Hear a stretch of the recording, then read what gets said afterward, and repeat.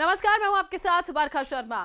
चुनावी बिगुल जो है वो बज चुका है। तारीखों का ऐलान हुआ और उसी के साथ साथ तमाम राजनीतिक पार्टियां जो हैं वो कहीं ना कहीं मानसिक तौर पर और सक्रिय हो गई हैं, क्योंकि जनता के बीच अपना संदेश पहुंचाना है और वो भी उन तमाम बदलावों के साथ जो चुनाव आयोग की ओर से यहां पर साझा किए गए हैं। देखिए, जो तारीखें हैं वो यहां पर जारी कर दी गई। अगर पंजाब, गोवा और उत्तराखंड की बात करते हैं तो एक चरण में चुनाव होना है 14 फरवरी को। मणिपुर का जिक्र करते हैं तो 2 चरणों में वहां पर चुनाव किया जाएगा। 27 मार्च और 3 फरवरी को मणिपुर में मतदान होना है। उत्तर प्रदेश की अगर हम बात करते हैं तो 7 चरणों में उत्तर प्रदेश में चुनाव जो है वो संपन्न कराए जाएंगे।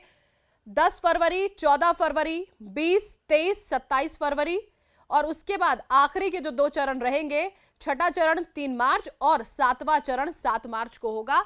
और उसके बाद 10 तारीख को चुनाव के जो नतीजे हैं वो सामने होंगे।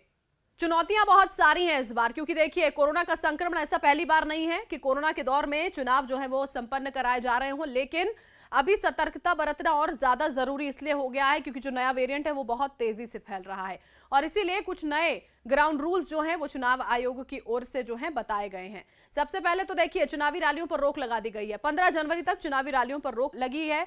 किसी भी तरह की कोई सभा नहीं हो पाएगी।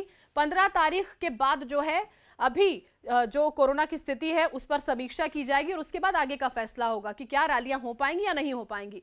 सिर्फ डोर टू डोर तमाम नेता पहुंच पाएंगे और उसमें भी सिर्फ 5 लोगों को इजाजत होगी।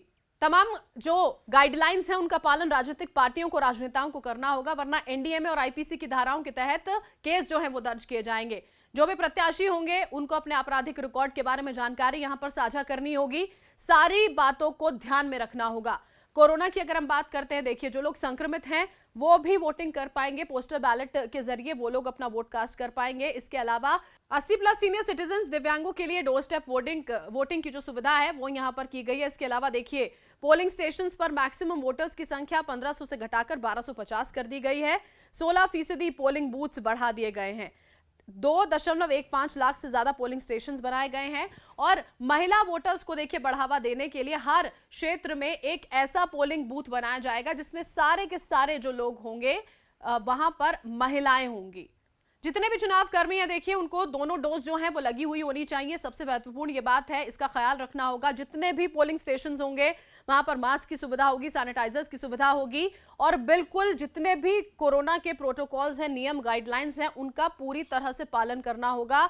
दूरी बनाकर रखनी होगी। तमाम जो वोटर्स हैं वहां पर पहुंचेंगे और इसके अलावा देखिए, वोटिंग का जो वक्त है वो 1 घंटा बढ़ाया गया है, क्योंकि अभी जो मौजूदा स्थिति बनी हुई है कोरोना को लेकर, उसी के मद्देनजर यह कदम भी चुनाव आयोग की ओर से उठाया गया है। सबसे महत्वपूर्ण देखिए, इस स्थिति में यह हो जाता है कि राजनीतिक पार्टियां इन तमाम बातों का, इन कायदों का पालन कैसे करती हैं। रैलियों पर रोक लगाई गई है क्योंकि स्थिति ऐसी है, बढ़ता हुआ कोरोना का संक्रमण है, ज्यादा भीड़ जुटेगी तो समस्या ज्यादा बढ़ेगी और इसी वजह से कहा गया है कि डिजिटल प्रचार पर जोर दिया जाए।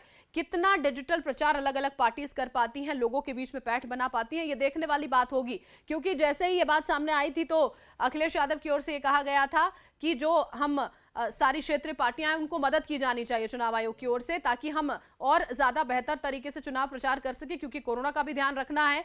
और उसी के साथ बाकी पार्टीज ने ये कहा है, अपना जो जीत का दावा है वो पार्टीज ठोकती हुई जरूर नजर आई हैं, लेकिन जनता के मन में क्या है, जनता के बीच में क्या कुछ चल रहा है कि 10 मार्च को साफ हो जाएगा, जब अलग अलग चरणों में चुनाव संपन्न होंगे, नतीजे सबके सामने होंगे। लेकिन अब से लेकर चुनाव पूरी तरह संपन्न होने तक इन गाइडलाइंस का, इन प्रोटोकॉल्स का पालन करना बहुत जरूरी है, ताकि राजनेता खुद सुरक्षित रहें और वो जनता जो उन्हें चुनने के लिए अलग अलग पोलिंग बूथ्स पर पहुंचेगी वो भी अपने आप को पूरी तरह से सुरक्षित रख पाए।